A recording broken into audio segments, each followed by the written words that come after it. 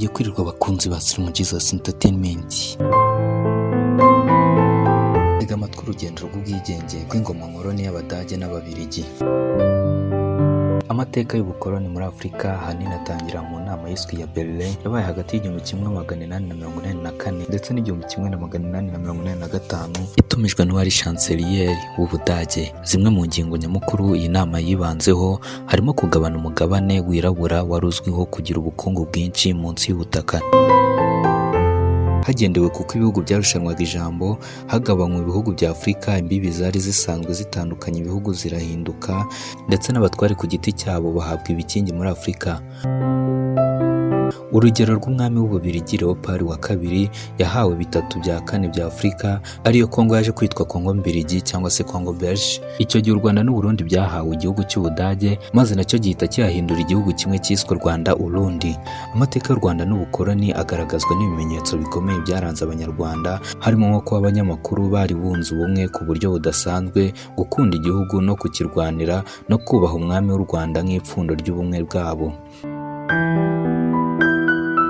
Mu bitabo bitandukanye bivuga ku Rwanda mu gihe cy'ubukoloni, akenshi hagarukwa ku buryo abakoloni bakoresheje mu kumenera muri ubwo budatsimburwa bw'Abanyarwanda. Bimwe muri byo twavuga nk'ibyiswe amoko byatumye Abanyarwanda ubwabo batangira kwitandukanya. Reka dufatanye turebere hamwe ubukoloni bw'Abadage mu Rwanda. Kimwe n'ahandi hose ubukoloni bwabaye ku isi, kugira ngo bugere ku ntego zabwo hifashishwaga inyigisho z'abihaye Imana tuzi nk'abamisiyoneri, zirimo nko kumvisha abasangwa butaka ko ubukungu bw'isi ntacyo bumaze, no kubereka ko ingororano zabo ziri mu ijuru. Mu gitabo The Scramble for Africa, White Man's Conquest of the Dark Continent from 1876 to 1912, cyanditswe na Thomas Pakenham, hagaragaramo zimwe mu mpano zahabwaga abami ba Afurika kuri ubu zagereranywa n'uduhenda abana nk'indorerwamo, imyambaro ndetse n'ibisokozo. Kuva mu 1884, uwitwa Otto von Gotzen, Umudage wa mbere agera mu Rwanda ku ngoma y'umwami Yuhi Musinga, kugeza mu 1919, u Rwanda rwatangiye guhura n'ibibazo bitandukanye, ahanini byiganjemo gucengezwamo ubukristo nk'iturufu ikomeye yo kwigarurira ubugamije gukoloniza. Muri iki gihe kandi nibwo abahinza bo mu majyaruguru y'u Rwanda batangiye kugomera umwami n'abazungu. Ku isonga twavuga nk'abasabye ba Nyirantwari ndetse na Rukara rwa Bishingwe. Yuhi Musinga agerageje kumvisha abazungu ko Abanyarwanda bose bakomoka kuri sekuru zabo Gihanga. Abazungu babifata nko kwigomeka, bamuhirika ku butegetsi, bimika umuhungu we Mutara wa gatatu Rudahigwa, naho Musinga bamucira icyangugu, aho yavanwe ajyanwe Moba muri Kongo, ari naho yatangiye tariki ya 13 Mutarama 1944. Uku kwigomeka kwateye benshi gutekereza ku bibakorerwa, nubwo bitabuje Rukara rumaze kwivugana umuzungu kwicwa. Nyuma y'intambara ya kabiri y'isi, Ubudage n'ibihugu byari biri ku ruhande rumwe muri iyi ntambara bitsinzwe. U Rwanda rwahawe Ububiligi bwo bwaje mu isura nshya yiswe Batanyi Bategeke. Aha niho hajemo inyigisho zibwira Abanyarwanda ko badahuje inkomoko, ubuhanga n'ubutunzi. Mutara wa gatatu Rudahigwa yimye ingoma, arabatizwa, yitwa Charles Rompierre.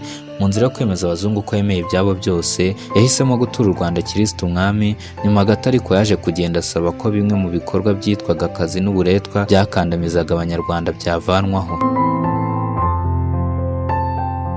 Ni nako byaje kugenda. Ababiligi bakomeje kwigisha Abanyarwanda inzangano ndetse no kubavangura, kugeza aho hagati y'umwaka w'1950 ndetse n'1962 mu cyiswe imirita za politiki cyangwa se political revolt mu ndimi z'amahanga,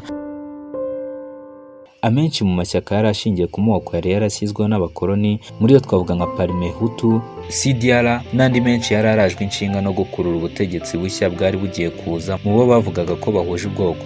Nyuma yaho Mutara wa gatatu Rudahigwa atangira urugendo i Bujumbura mu Burundi. Kuwa 21 Nyakanga 1959 yarapfuye azize urupfu rutavugwaho rumwe.